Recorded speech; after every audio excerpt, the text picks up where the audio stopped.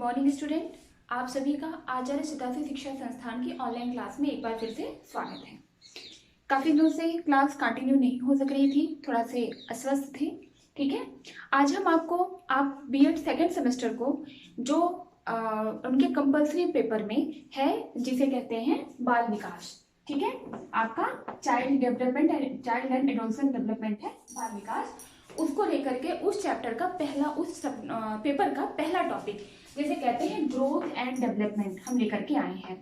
Growth and development,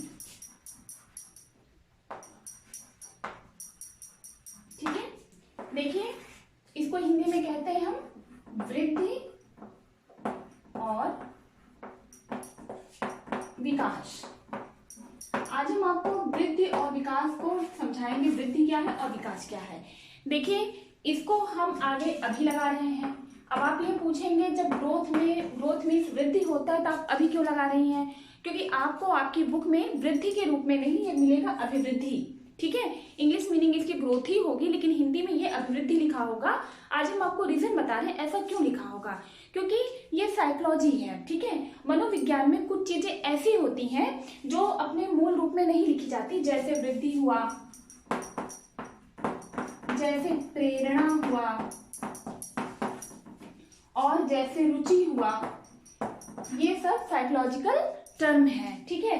इसको आप अभिरुचि लिखा हुआ पाएंगे, इसको आप अभिप्रेरणा लिखा हुआ पाएंगे, इसको आप अभिवृद्धि लिखा हुआ पाएंगे। तो जब कहीं वृद्धि आए या अभिवृद्धि आए तो आपको कंफ्यूज होने की कोई जरूरत नहीं है, क्योंकि आप उसको वृद्धि ही समझिएगा, ठीक है।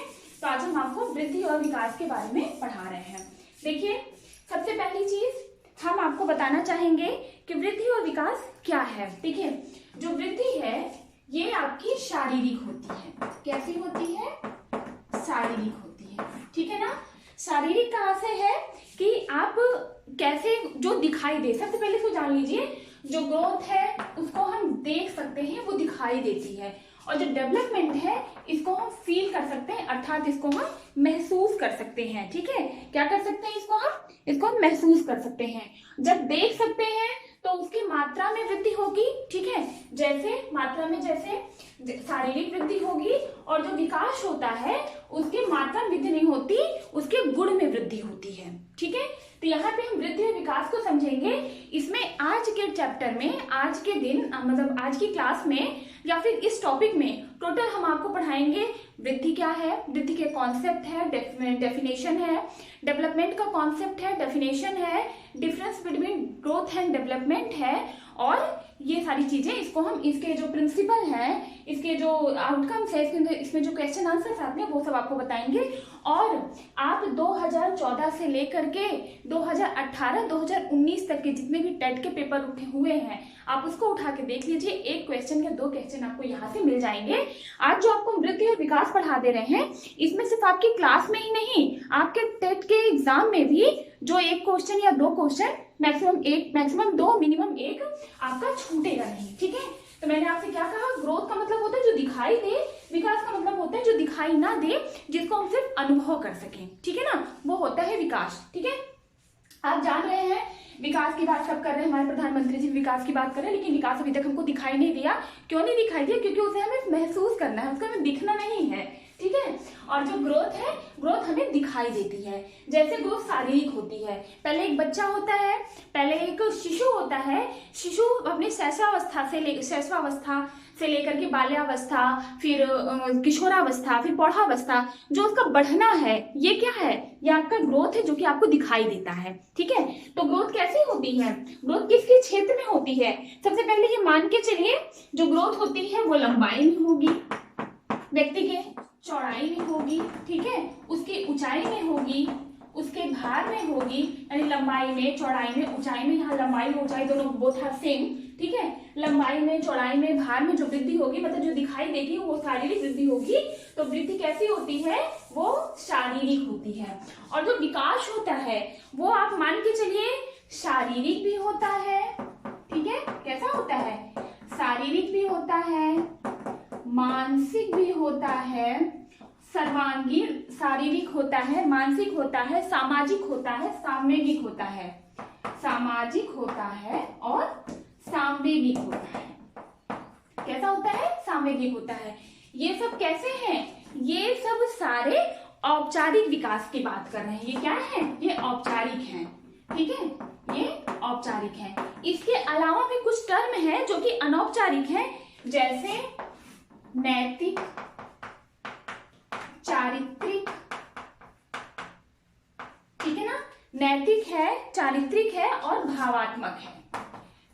भावात्मक, ठीक है, इसको आप लिख नहीं रहा है, ठीक है, आप समझ लीजिए, हम आपको बोलते चल रहे हैं, जैसे नैतिक, चारित्रिक, भावात्मक, ये क्या है? यानी इमोशन, ये क्या है? ये सब अनौपचारिक है। तो विकास के अंतर्गत क्या है? औपचारिक, अनौपचारिक, मतलब, और ग्रोथ के अंतर्गत क्या था? सिर्फ शारीरिक, ठीक है ना। और विकास में ये शारीरिक भी है, शारीरिक के अलावा बहुत सारी चीजें हैं। इसलिए विकास में आप क्या करेंगे? विकास के स्थान पे हम सर्वांगीण विकास की बात करते हैं। किसकी विकास की बात करते हैं? सर्वांगीण विकास की बात करते हैं। और शिक्षा के माध्यम से बालक के सर्वांगीण विकास पर बल देते हैं। ऐसा हमारे बापू, हमारे गांधी जी ने कहा है कि बालक का शारीरिक, मानसिक, सामाजिक, सामवेगिक हर प्रकार का विकास होना चाहिए, अर्थात किसी भी बालक का सर्वांगीण विकास होना चाहिए। और वो सर्वांगीण विकास शिक्षा के माध्यम से ही संभव हो सकता है, अन्यथा नहीं हो सकता है, ठीक है। एक टर्म में समझ में आया? ग्रोथ कैसा है? ग्रोथ शारीरिक होता है, ग्रोथ वो होता है जो देखा जा सके, विकास वो होता है जिसे महसूस करते हैं, जो महसूस किया जा सके, अर्थात ये शारीरिक, मानसिक, सामाजिक, सामवेगिक, नैतिक, चारित्रिक और भावात्मक सारा कुछ होता है, ठीक है। ग्रोथ कैसा होता है? ये एकांगी होता है, ठीक है ना। एकांगी मतलब जो दिखाई दे सके, चाहे लंबाई में वृद्धि हो, चाहे चौड़ाई में वृद्धि हो, चाहे ऊंचाई में वृद्धि हो, चाहे भार में वृद्धि हो, लेकिन जो विकास होता है ये सर्वांगीण होता है, क्योंकि बालक के हर एक क्षेत्र में विकास होता है इसका, ठीक है ना। ये चीज समझ में आया? क्योंकि एक है फ्रैंक महोदय ने कहा है सेल्यूलर, यानी कि सेल्स, क्या कहा है इन्होंने? सेलुलर मल्टीप्लिकेशन की बात कही है ग्रोथ में। किस चीज की? Cellular multiplication. देखिए, हम नोट्स नहीं बना रहे हैं, हम आपको एक्सप्लेन कर रहे हैं, और बाकी जो टर्म हम लिख रहे हैं आप वो हमारे साथ लिखते चलिए। आई थिंक आपको सही से दिखाई दे रहा होगा। नहीं भी दिखाई दे रहा है तो हम बता रहे हैं, चाहे बताना हो समझ के आप समझिए, चाहे लिखा हुआ देख करके आप लिखिए और समझिए, ठीक है ना। तो ये क्या है? फ्रैंक महोदय ने सेलुलर मल्टीप्लिकेशन की बात की है ग्रोथ के अंतर्गत, क्योंकि उन्होंने कहा है जो हमारी कोशिकीय संरचना है, जो हमारी कोशिकीय वृद्धि है, वही हमारी क्या है? वृद्धि है। कोशिकीय डेवलपमेंट ही हमारी वृद्धि है। एक चीज और आपको बताना देना चाहते हैं, देखिए, ग्रोथ के अंतर्गत, डेवलपमेंट के अंतर्गत ग्रोथ तो है, क्योंकि ग्रोथ ये फिजिकल है, और जो डेवलपमेंट है फिजिकल भी है, मेंटल भी है, सोशल भी है, इमोशनल भी है, ये सब कुछ है, ये सारी चीजें हैं इसमें, ठीक है ना। और ये सारी चीज औपचारिक आपको कहीं ना कहीं किताबों में यही 4 लिखते मिलेंगी, क्योंकि ये औपचारिक है। इसके बाद भी जो नैतिक है, चारित्रिक है, भावात्मक है, वो अनौपचारिक डेवलपमेंट है, लेकिन ये भी डेवलपमेंट का ही एक पार्ट है, ये भी डेवलपमेंट के अंतर्गत ही आते हैं। अब देखिए, आप सिंपल से लिख के देख लीजिए, हम यहीं पे आपको अर्थ भी बताते चल रहे हैं, और आप डेफिनेशन अपने मन से क्रिएट करें, इसलिए आपके अंदर वो भी लाते चले। देखिए, ग्रोथ क्या है, इसको लिखिए, GEVELOPMENT, और ये क्या है? GROWTH, यानी कि ग्रोथ क्या है? ग्रोथ छोटा है, विकास बड़ा है, ग्रोथ छोटा भाई है, विकास बड़ा भाई है। ग्रोथ विकास के अंतर्गत आता है, मतलब वृद्धि विकास के अंतर्गत आती है, लेकिन विकास वृद्धि के अंतर्गत नहीं आता है। मतलब विकास में वृद्धि समाहित है, लेकिन वृद्धि में विकास नहीं समाहित है, ठीक है ना। ये आप समझ लीजिए, विकास वृद्धि का एक अंग है, लेकिन वृद्धि विकास का एक अंग है, लेकिन विकास वृद्धि का अंग नहीं है, ठीक है। क्योंकि बिना ग्रोथ के भी डेवलपमेंट, अगर लंबाई, चौड़ाई, ऊंचाई में वृद्धि ना हो, उसके बाद भी विकास किसी चीज का हो सकता है, ठीक है। विकास कैसा है? ग्रोथ कैसे हुई? अगर ग्रोथ, लंबाई, चौड़ाई, अगर हम सी क्या करते हैं, विकास यानी सी, ग्रोथ मतलब सी जिसको हम देख सके, और सी किस चीज में करते हैं? सी हमेशा क्या करते हैं? क्वांटिटेटिव, ये हमेशा क्या करते हैं? क्वांटिटेटिव, यानी संख्यात्मक, यानी कि ये क्या है? ये है परिमाणात्मक, ठीक है। क्योंकि लंबाई है, चौड़ाई है, ऊंचाई है, सब कहते हैं ना, वो किसी का वेट है इतना केजी वेट है, ठीक है, इतने सेंटीमीटर हाइट है, ठीक है। तो ये क्या है, लंबाई, चौड़ाई, ऊंचाई, ये सब क्या है, ये परिमाण है। परिमाण के रूप में जो संख्या में व्यक्त करें, जिसको हम नंबर में व्यक्त कर सकते हैं, जिसको हम संख्या में व्यक्त कर सकते हैं, ये परिमाणात्मक वैल्यू है, ठीक है ना। तो विकास वृद्धि क्या होती है, वृद्धि हमेशा परिमाणात्मक होती है, जबकि विकास क्या होता है, विकास गुणात्मक होता है, ठीक है ना। विकास कैसा होता है, गुणात्मक होता है। क्यों परिमाणात्मक होती, क्यों गुणात्मक होता है, क्योंकि इसमें उसके गुणों की वृद्धि देखी जाती है, ठीक है। ये महसूस किया जा सकता है, जैसे क्लास सेकंड बच्चा पढ़ता है, क्लास फर्स्ट में, क्लास सेकंड में, क्लास थर्ड में, फोर्थ में, nursery, KG, LKG, UKG, prep, first, second, third, fourth, fifth and so on, पढ़ता चला जाता है, ठीक है। लेकिन अगर सेकंड वाला बच्चा फोर्थ वाले बच्चे का कोई भी क्वेश्चन सॉल्व कर लेता है, तो उसे क्या कहते हैं ना, इसका डेवलपमेंट अच्छा है। वृद्धि तो उसकी उतनी है, एज उसकी सेकंड क्लास की ही है, ठीक है, लेकिन उसका जो डेवलपमेंट है वो कैसा है, मतलब उसके अंदर जो नॉलेज है वो कैसा है, मतलब उसका जो मानसिक स्तर, जो मानसिक विकास है, वो फोर्थ क्लास के बच्चों की तरह हो गया है, ठीक है। तो ये क्या कह सकते हैं, जो विकास होता है वो गुणात्मक होता है, जो वृद्धि होती है वो परिमाणात्मक होती है। यहाँ से ये पॉइंट क्लियर हुआ, विकास कैसा है, गुणात्मक है, वृद्धि कैसी है, परिमाणात्मक है, ठीक है ना। ये निश्चित हुआ। और अब आप देख लीजिए, ये हम आपको अंतर ही बताते जा रहे हैं, और अब देख लीजिए जो विकास है, बच्चा पहले शैशवावस्था में रहता है, ठीक है, फिर बाल्यावस्था में जाता है, फिर वो किशोरावस्था में जाता है। किशोरावस्था के बाद यानी कि 20-22 साल के बाद, किशोरावस्था की एज 18 साल तक होती है, 18-19 साल के बाद बच्चे का क्या बढ़ता है, बच्चे की लंबाई नहीं बढ़ती है, ठीक है। किसी भी बालक की, किसी भी व्यक्ति की लंबाई नहीं बढ़ती है, और उसकी चौड़ाई में, भार में, ऊंचाई में बहुत मामूली सा फर्क आता है, ठीक है ना। क्यों फर्क आता है, क्योंकि ये वृद्धि है। वृद्धि कैसी होती है, आप ये देखिए, वृद्धि ये चली आई, ये रुक गई। वृद्धि कैसी है, एक निश्चित समय तक चलती, क्योंकि यहाँ से यहाँ तक इसकी वृद्धि बढ़ी है, वृद्धि हुई है, फिर यहाँ के बाद वृद्धि बढ़ी नहीं हुई है, वृद्धि नहीं हुई है, ठीक है। तो कह सकते हैं वृद्धि क्या है, वृद्धि एक निश्चित समय तक होती है, यानी कि एक लिमिटेड पीरियड तक होती है। कब तक होती है, लिमिटेड पीरियड। लेकिन विकास क्या है, विकास पहले बच्चे का शैशवावस्था में बहुत ज्यादा अच्छा सा विकास होता है, बाल्यावस्था में विकास कम हो जाता है, फिर क्या है, फिर किशोरावस्था में विकास बहुत अच्छा होता है, फिर प्रौढ़ावस्था में विकास उतना अच्छा नहीं होता है। कहने का मतलब क्या है, ये कैसे, ये निश्चित समय तक चलती है, लेकिन कुछ ना कुछ विकास उसका जीवन पर्यंत होता रहता है।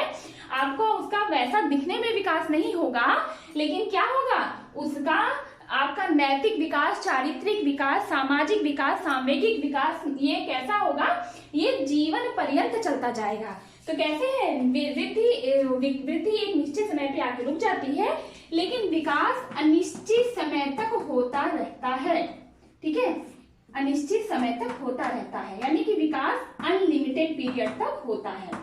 वृद्धि कैसी होती है, लिमिटेड पीरियड तक, लेकिन विकास कैसा होता है, अनलिमिटेड पीरियड तक। यही एक क्वेश्चन और बनता है, वृद्धि कैसी होती है, वृद्धि लीनियर होती है। लीनियर का मतलब होता है, लीनियर का मतलब होता है मतलब एक लाइन से चलती है, मतलब बढ़ती जाती है, एक सिरे से चलती है, ठीक है, रेखीय, करेक्ट। लीनियर का मतलब होता है, वृद्धि कैसी होती है, रेखीय होती है, यानी कि लीनियर होती है। क्यों लीनियर होती है, क्योंकि ये क्या करती है, वो चलती जाती है, वो एक लाइन से सीधे बढ़ती जाती है, ठीक है, ये लीनियर होती है, रेखीय होती है। लेकिन विकास क्या होता है, विकास आपका वर्तुलाकार होता है, हमेशा एक जैसा विकास नहीं होता है। किसी क्लास से बच्चे का कम विकास होता है, कभी विकास ज्यादा होता है, कभी विकास कम होता है, किसी का विकास कभी ज्यादा। वृद्धि हर एक व्यक्ति में एक जैसी ही होती है। बच्चा पहले 1 साल का, फिर 2 साल का, फिर 3 साल का, फिर 4 अवस्था वृद्धि होगी, उसकी लंबाई वृद्धि होगी, चौड़ाई वृद्धि होगी, मतलब क्या है, वो रेखीय क्रम में बढ़ती है, और एक समय के बाद जाकर के रुक जाती है, लिमिटेड एज ऑफ पीरियड तक बढ़ती है, लिमिटेड पीरियड तक बढ़ती है। लेकिन जो विकास है वो अनिश्चित समय तक बढ़ता है, वो लाइफ लॉन्ग, जब तक जन्म से लेकर के मतलब अंत तक, उसके जीवन के अंत तक चलता रहता है, ठीक है ना। तो ये कैसे अनलिमिटेड टाइम पीरियड तक चलता है, ठीक है। और इसका विकास का नेचर कैसा होता है, वर्तुलाकार होता है। ये कैसी होती है, लीनियर होती है, सीक्वेंशियल होती है, ठीक है ना, रेखीय होती है या सीक्वेंशियल होती है। लेकिन ये कैसा होता है, ये लीनियर ना हो करके ये लीनियर नहीं होता है, ये कैसा होता है, ये आपका स्पाइरल होता है। स्पाइरल होता है यानी कि वर्तुलाकार होता है। स्पाइरल का मतलब क्या होता है, इंग्लिश हिंदी की क्या होती है, वर्तुलाकार होती है। ठीक है ना, ये अंतर आपको समझ में आ रहा है वृद्धि और विकास में, कि वृद्धि क्या है, विकास क्या है। ये टर्म ऐसा है कि आपके क्वेश्चन में, आपके पेपर में सही सही साफ साफ क्वेश्चन आता है कि difference between growth and development, वृद्धि और विकास में अंतर बताइए। ठीक है, या कभी भी आता है वृद्धि किसे कहते हैं समझाइए, विकास किसे कहते हैं समझाइए, या वृद्धि और विकास को समझाइए, उसके सिद्धांतों को बताइए। ठीक है ना, तो कई सारे क्वेश्चन आते हैं, आपके पेपर में भी क्वेश्चन देखने को मिलेंगे। यहाँ से बहुत इंपॉर्टेंट टॉपिक है, और आप जो आगामी जो सीटेट टेट की एग्जाम की तैयारी करेंगे, प्रिपरेशन करेंगे, उसमें भी आपको ये एक क्वेश्चन कोई ना कोई देखने को जरूर मिलेगा। ठीक है, अदरवाइज आप इसको देख सकते हैं, आप इसको समझ सकते हैं। ठीक है, तो ये क्या हो गया, ये एक निश्चित समय तक चलता है, ये रेखीय होता है, ये सीक्वेंशियल होता है, और ये अनिश्चित समय तक चलता है, मतलब ये जीवन पर्यंत चलता है। ये एक समय तक चलने के बाद रुक जाता है, और ये कैसा होता है, स्पाइरल होता है, या कैसा होता है, वर्तुलाकार होता है। एक चीज और, ये वृद्धि कैसी होती है, ये प्रत्यक्ष रूप से देखने को मिलती है। ठीक है ना, ये प्रत्यक्ष रूप से देखने को मिलती है, और ये दिखता नहीं है, ये अप्रत्यक्ष रूप से महसूस, वही हुआ महसूस करना, ये अप्रत्यक्ष होती है। ये कैसी होती है, ये प्रत्यक्ष होती है। ठीक है ना, इसका क्या कर सकते हैं, इसका हम माप तौल कर सकते हैं, क्योंकि लंबाई है, चौड़ाई है, ऊंचाई, किसी को भी मेजर कर सकते हैं ना। माप तौल का मतलब ये होता है ना, क्वांटिटी। ठीक है, परिमाणात्मक, इसका हम माप तौल नहीं कर सकते हैं, मतलब इसके ये कैसी होती है, गुणात्मक होती है। ठीक है, क्योंकि ये संख्या, इसको हम संख्या में व्यक्त कर सकते हैं, इसको हम संख्या में व्यक्त नहीं कर सकते हैं। जिसको हम संख्या में व्यक्त कर सकते हैं वो उसका गुणात्मक अध्ययन हो गया, जिसको संख्या में व्यक्त नहीं कर सकते हैं वो उसका परिमाणात्मक अध्ययन हो गया। एक चीज ध्यान दीजिएगा, आप ये कहेंगे, कहीं ना कहीं आप ये देखने को मिलेगा, विकास परिमाणात्मक तथा गुणात्मक दोनों हो सकता है, और वृद्धि हमेशा गुणात्मक परिमाणात्मक होती है। इसको भी कहीं कहीं आप देखने को आपको मिलेगा। ठीक है, लेकिन ऐसा हम इसलिए बता रहे हैं, क्यों, क्योंकि वृद्धि विकास में सम्मिलित है, विकास में वृद्धि समाहित है, विकास वृद्धि विकास का ही एक अंग है। इसलिए जब वृद्धि आपकी है परिमाणात्मक, तो विकास भी परिमाणात्मक होना चाहिए। क्यों, क्योंकि ये शारीरिक वृद्धि परिमाणात्मक ही, और शारीरिक वृद्धि भी विकास का एक क्या है, एक पार्ट है। ठीक है, तो हम ये कह सकते हैं, लेकिन विशेष रूप से जब हम जो मुख्य चीजें होती है उसको लेते हैं, जो गौण चीजें होती है उसको हम छोड़ देते हैं। जैसे आपने एक चीज सुना होगा, विश्वसनीयता। ठीक है ना, विश्वसनीयता। अब आप देखिए, हमने क्या कहा, जो वृद्धि है ये कैसी होती है, ये शारीरिक होती है। जो विकास होता है ये कैसा होता है, ये शारीरिक भी होता है, मानसिक भी होता है, सामाजिक भी होता है, सांवेगिक भी होता है, नैतिक भी होता है, चारित्रिक भी होता है, भावात्मक भी होता है। मतलब औपचारिक अनौपचारिक दोनों को मिला करके ये क्या होता है, तब जाकर विकास होता है। तो अगर हम विश्वसनीयता की बात करें, कुछ लोग कहेंगे मैम जब शारीरिक विकास की बात करें, शारीरिक विकास लंबाई चौड़ाई ऊंचाई ही हुआ, तो आप इसको क्यों कह रही है, गुणात्मक है, मात्रात्मक क्यों नहीं है। अब कुछ लोग ये बता देंगे कि मानसिक, क्योंकि शारीरिक वृद्धि क्या होती है, ये दिखती है, और दिखती जो है वो ग्रोथ का ही मेन पार्ट है। और मैंने आपको ये बताया कि ग्रोथ डेवलपमेंट में इंक्लूड किया जाता है। ठीक है ना, ग्रोथ भी डेवलपमेंट का ही एक पार्ट है। ठीक है, लेकिन बिना ग्रोथ के डेवलपमेंट संभव है। मैंने क्या कहा, बिना ग्रोथ के डेवलपमेंट संभव है, इसलिए इसमें विश्वसनीयता नहीं प्रदर्शित हो रही है, इसलिए ये गुणात्मक ना होकर, परिमाणात्मक ना होकर के गुणात्मक कही जाती है। ठीक है, दूसरी चीज क्या है, मानसिक विकास। मानसिक विकास, कुछ लोग मानसिक विकास के बाद में कहेंगे मानसिक विकास को भी हम मेजर कर सकते हैं, संख्या में मेजर कर सकते हैं। वो आपको बताएंगे आईक्यू, कि हम आईक्यू बुद्धिलब्धि निकालते हैं। आईक्यू में क्या कहते हैं, mental age upon chronicle age multiply by 100, मतलब कि मानसिक आयु बटे वास्तविक आयु गुणे 100। तो ये क्या है, ये भी आपका विश्वसनीयता, ये आईक्यू नहीं निकल रहा है ना, आईक्यू बुद्धिलब्धि निकल रही है ना, ये मानसिक विकास का प्रक्रम नहीं है ना। मानसिक विकास आईक्यू सिर्फ किसी एक सब्जेक्ट में आपके शिक्षण की प्रवृत्ति, यानी सब्जेक्ट के अध्ययन की प्रवृत्ता को दर्शाता है। ऐसा जरूरी नहीं है, जिस बच्चे का हिंदी सब्जेक्ट अच्छा हो उसका मैथ भी अच्छा हो, या जिसका मैथ अच्छा हो उसका इंग्लिश भी अच्छा हो। ठीक है, जरूरी नहीं है ना हिंदी में उसकी बुद्धि लब्धि बहुत अच्छी है लेकिन मैथ में उसकी बुद्धि लब्धि अच्छी ना हो, तो क्या है, तो ये भी, इसमें भी विश्वसनीयता संभव नहीं है, विश्वसनीयता प्रकट नहीं हो रही है। ठीक है, इसलिए हम क्या कहते हैं, जो डेवलपमेंट है ये गुणात्मक है, ये क्वालिटेटिव है, और जो वृद्धि है ये परिमाणात्मक है, ये क्वांटिटेटिव है। क्योंकि क्वालिटेटिव इसलिए है क्योंकि इसको हम संख्यात्मक रूप से व्यक्त नहीं कर सकते हैं और इसको हम संख्यात्मक रूप से व्यक्त कर सकते हैं। आपको कहीं कहीं बुक में लिखा होगा विकास गुणात्मक और परिमाणात्मक दोनों है, लेकिन आप हमेशा ये समझिएगा विकास गुणात्मक है। क्यों? क्योंकि विश्वसनीयता के कारण, विश्वसनीयता के आधार पे हम विकास को गुणात्मक माने हैं। बहुत सी किताबों में आपको लिखा मिलेगा भी परिमाणात्मक गुणात्मक दोनों, लेकिन आप बिल्कुल कंफ्यूज मत होइएगा कि हम इसको आप सिर्फ गुणात्मक मानिएगा, क्योंकि मैंने अभी अभी आपको सिद्ध किया, क्योंकि वो सर्वांगीण की बात नहीं हो रही है, और जो विकास होता है वो सर्वांगीण की बात करता है, सभी पक्षों की बात करता है, खाली मानसिक किसी एक पक्ष की बात नहीं करता है। शारीरिक, मानसिक, सामाजिक, सामवेगिक, नैतिक, चारित्रिक, भावात्मक हर प्रकार के पक्षों की बात करता है। ठीक है ना। अब बताइए, जो वृद्धि होती है ये एक्सटर्नल होती है, यानी कि ये बाह्य होती है, बाह्य मतलब एक्सटर्नल, और जो विकास होता है ये इंटरनल होता है, यानी कि आंतरिक होता है। इसीलिए मैंने आपसे क्या कहा, दिखाई नहीं देता, ये सिर्फ महसूस किया जाता है। कैसा होता है?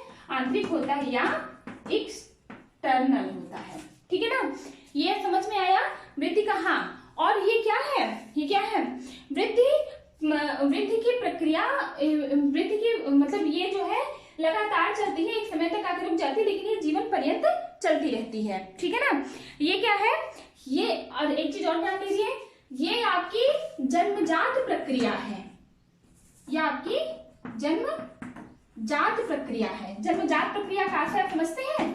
जन्मजात प्रक्रिया मतलब ये हेरिडिटी पे डिपेंड करती है, वंशानुक्रम पे डिपेंड करती है। कैसे डिपेंड करती है? अगर किसी भी फैमिली के, अगर पिताजी लंबे हैं तो बेटा लंबा होगा, पिताजी की हाइट कम है बेटे की हाइट कम होगी, पिताजी हेल्दी है बेटा हेल्दी होगा। ठीक है, इस तरीके से कहा जा सकता है ना कि ये कैसे, ये हेरिडिटी पे टोटल डिपेंड करती है। ठीक है, ये कैसे होती है, ये इस प्रक्रिया के, वृद्धि की प्रक्रिया के घटक कैसे होते हैं, जन्मजात होते हैं। लेकिन ये कैसे होते हैं, ये आपके जन्मजात भी होते हैं, जन्मजात भी होते हैं और अर्जित भी होते हैं। ठीक है, लेकिन अब यहाँ पे फिर वही बात आ गई, हम यहाँ पे जन्मजात को हटा देते हैं, यहाँ पे हम सिर्फ अर्जित की बात करते हैं। अर्जित की बात क्यों करते हैं? अर्जित वो चीज होती है, क्यों?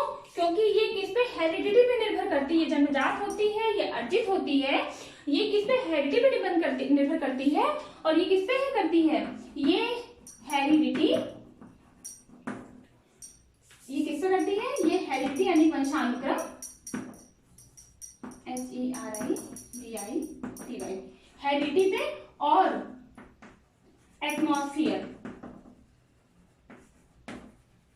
वंशानुक्रम पे और किस पे, वातावरण पे, दोनों पे निर्भर करती है। ठीक है ना, ये अर्जित होती है।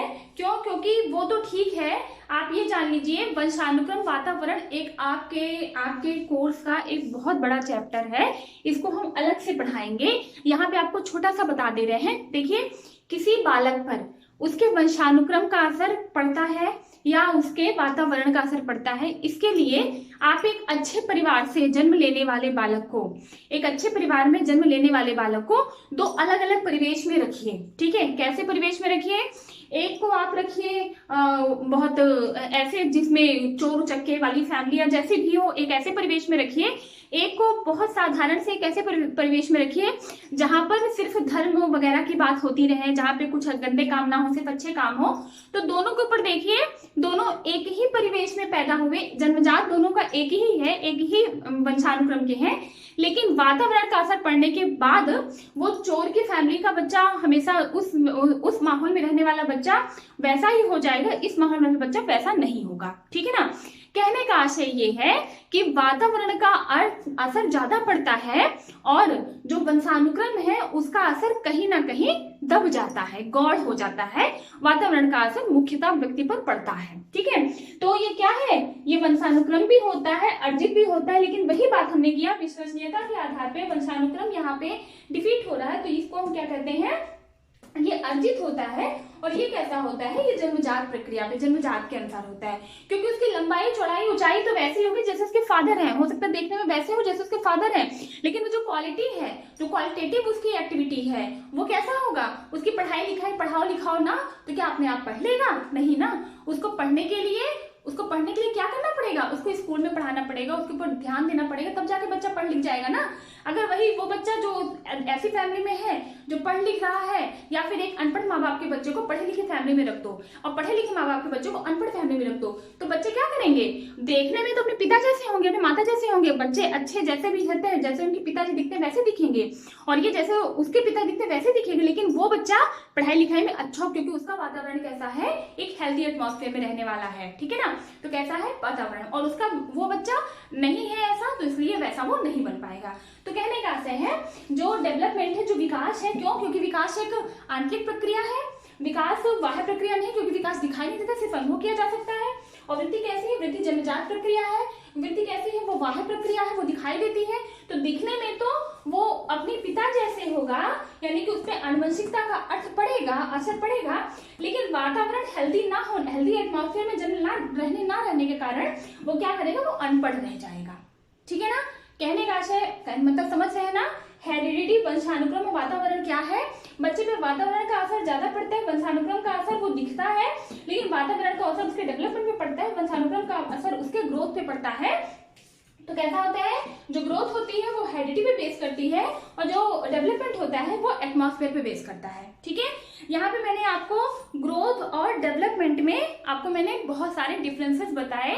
आपको डेफिनेशन लर्न करने की जरूरत नहीं है, डेफिनेशन आपको जहां भी लिखी मिलेगी आप अपने मन से डेफिनेशन क्रिएट भी कर सकते हैं, और आपके बुक्स में डेफिनेशन दी भी हुई है। फिर भी अगर आपको डेफिनेशन की जरूरत पड़ेगी तो आप जरूर बताइएगा, हम आपको इंपॉर्टेंट डेफिनेशन बता देंगे। यहाँ पे मैंने आपको ग्रोथ और डेवलपमेंट को सिर्फ आज समझाया है कि ग्रोथ क्या होती है, डेवलपमेंट क्या होती है। ठीक है ना, कहिए तो एक बार हम फिर से रिवीजन कर रहे हैं। एक चीज और याद रखने के लिए आप जान लीजिए, अगर आप याद कर रहे हैं PCMS, एस क्या है, एस यानी साइंस है, M for math, C for chemistry, P for physics. ठीक है, इसको हम डेवलपमेंट का पार्ट मान ले रहे हैं। ये है आपका फिजिकल,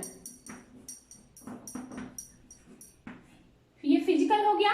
सी है, सी को हम आपको कॉग्निटिव, एम फॉर आपका मेंटल, और एस फॉर आपका सोशल।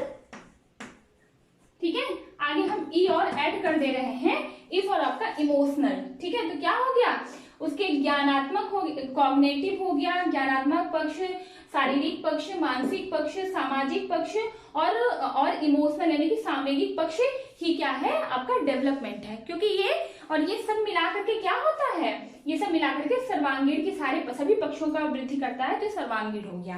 ठीक है, ये आपको हम याद करने के लिए बता दिए हैं कि कैसे इसको हम कैसे याद कर सकते हैं।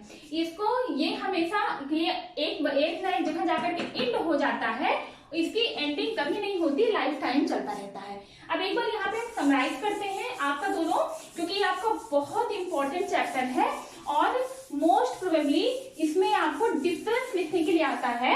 अगर आपको डिफरेंस पता होगा तो आप डिफरेंस भी लिख लेंगे, अलग अलग एक्सप्लेन भी कर लेंगे। ठीक है ना, सबसे पहली चीज ये है अभिवृद्धि, ये है विकास। ठीक है, अभिवृद्धि को हम वृद्धि भी कह सकते हैं। ये कैसे होती है, ये फिजिकल होती है। फिजिकल मतलब ये कैसी होती है, ये शारीरिक होती है।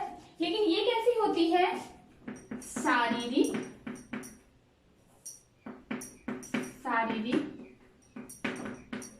मानसिक। अब हम अंतर पढ़ रहे हैं, शारीरिक, मानसिक, सांवेगिक, सामाजिक। कैसे, सामाजिक। ये कैसे है, औपचारिक है, और नैतिक,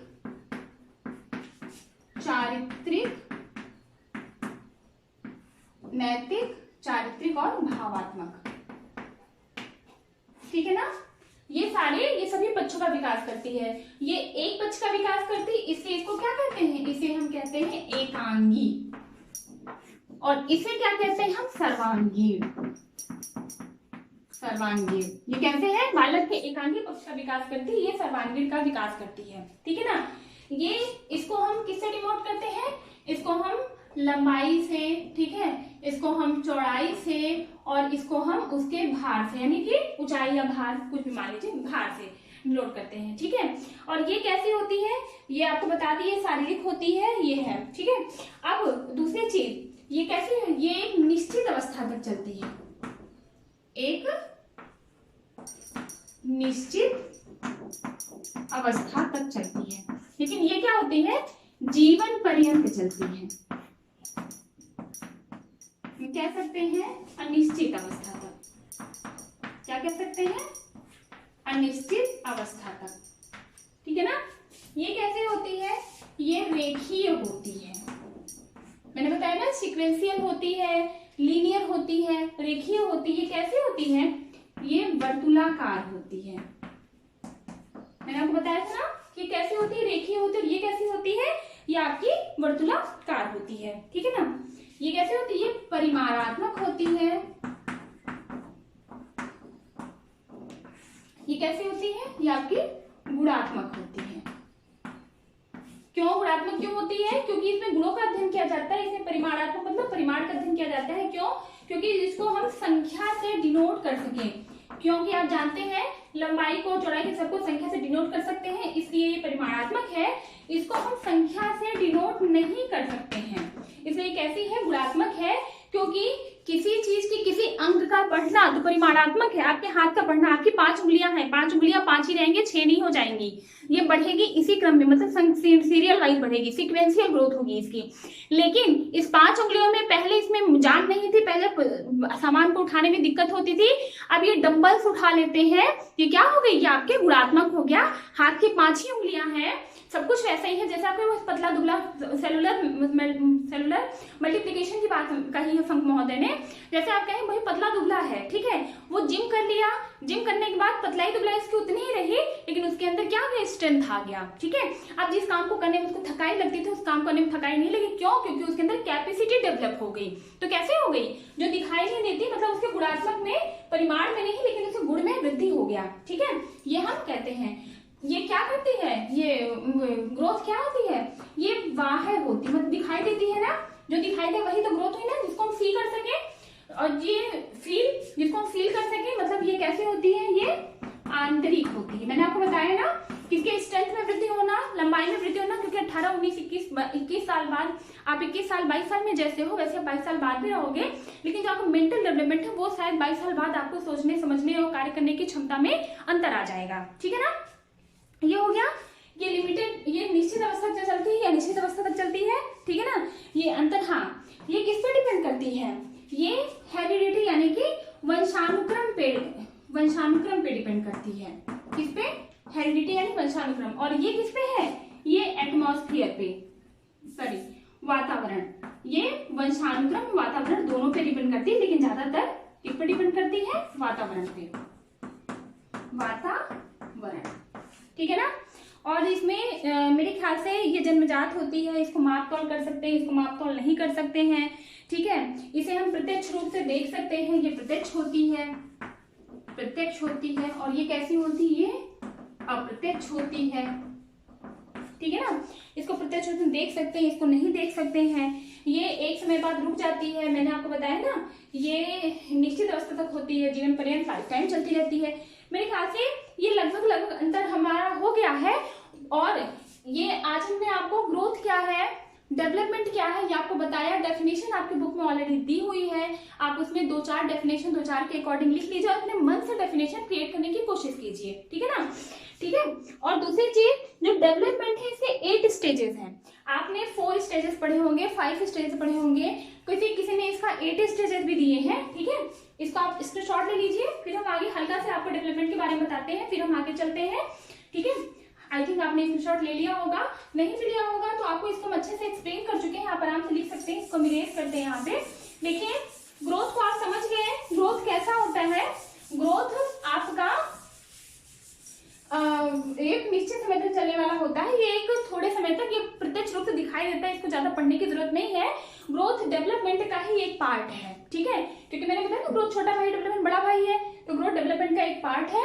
यहाँ पे हम डेवलपमेंट, आपको ग्रोथ देखने को तो अलग से नहीं मिलेगा, लेकिन डेवलपमेंट आपको अलग से देखने को अलग से पढ़ाने जाएंगे। डेवलपमेंट देखिए, विकास क्या है, विकास की आप अवस्थाएं पढ़ेंगे, यानी कि आप पढ़ेंगे स्टेजेस ऑफ डेवलपमेंट। ये बहुत इंपॉर्टेंट है, हालांकि इसको हम आज नहीं पढ़ाएंगे, ठीक है, आज आपको सिर्फ हम थोड़ा सा बता दे रहे हैं, आप इसको नेक्स्ट क्लास में पढ़ के आएंगे। क्या है, आपके बुक में भी है, आई थिंक आपने फर्स्ट सेम में पढ़ा भी होगा, और आपके टेट और सीटेट बहुत इंपॉर्टेंट प्लेस है ये। यहाँ से क्वेश्चन अक्सर आते हैं। आपका जो ग्रोथ और डेवलपमेंट का पार्ट है, यहाँ से आपको 2 से 3 क्वेश्चन निश्चित ही आते हैं, ठीक है ना, क्योंकि बहुत बड़ा मैटर है, ठीक है। डेवलपमेंट देखिए, डेवलपमेंट का अवस्था जो होती है, आपने 4 पढ़ी होगी, आज हम आपको 5 अवस्था बता रहे हैं। आपने क्या पढ़ा होगा, शैशवावस्था, ठीक है। शैशवावस्था 0 से लेकर के 5 से 6 साल तक होती है, ठीक है। बाल्यावस्था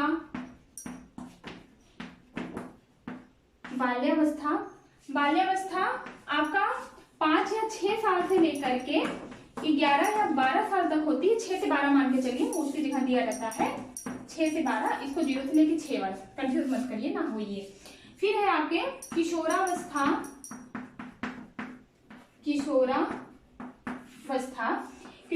आपका 12 से लेकर 18 या 19 साल तक रहती है, ठीक है, 12 से 18 ले लीजिए, 19 भी कहीं कहीं होता है, क्योंकि ये इसको टीनेज कहते हैं, और टीनेज क्या है, 18 और 19। सिंपल से डेफिनेशन, जिसके लास्ट में इन लगा हो, जैसे 13 से स्टार्ट हो तो 12 से 12 या 13 वर्ष तक रहती है, तो वहां से लेके 18 से 19 ईयर तक क्या कहती है, किशोरावस्था होती है, ठीक है।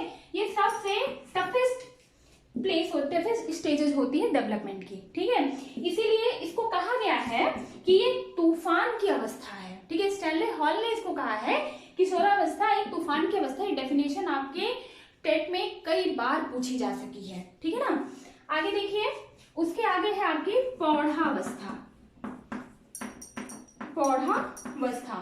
इसको हम कैसे हैं, 19 के बाद से पूरी अंत तक की अवस्था, ठीक है।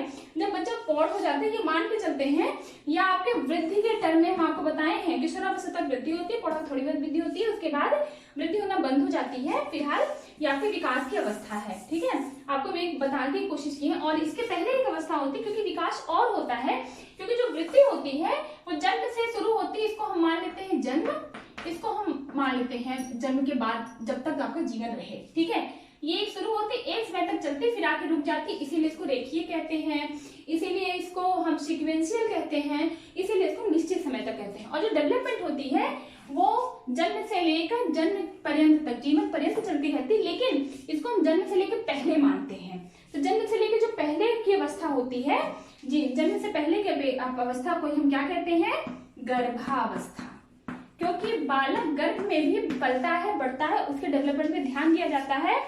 फर्स्ट डे से बालक बढ़ना शुरू हो जाता है, और वो 9 मंथ तक जो बढ़ता है, 9 मंथ को हम डे से कैलकुलेट करते हैं, 9 × 30, ठीक है। तो ये क्या से है, 180 डेज मान के चलिए।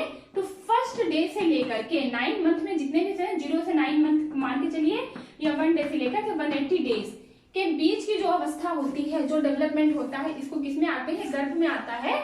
जब ये बालक में विकास तब होता है जब बालक माँ की गर्भ में रहता है, तो उसे कहते हैं गर्भावस्था, ठीक है।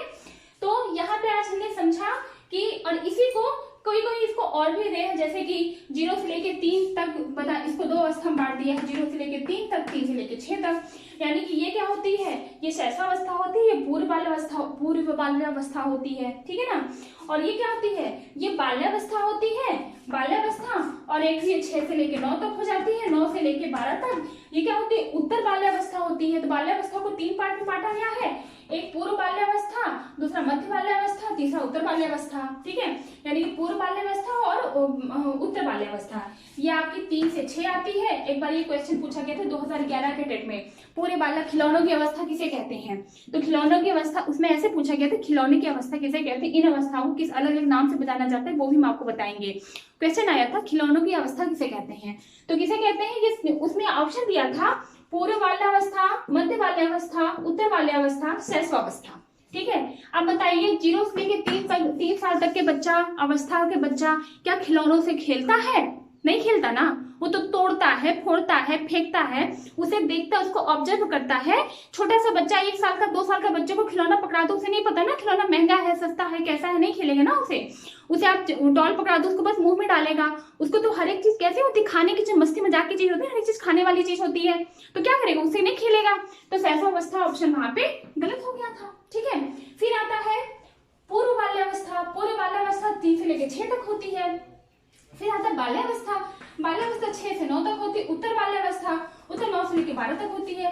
भाई कक्षा 6 में तो बच्चा 6 साल में बच्चा फर्स्ट क्लास में एडमिशन ले लेता है, तो उसके बाद तो पढ़ाई का बोझ आ जाता है ना कक्षा 1 का।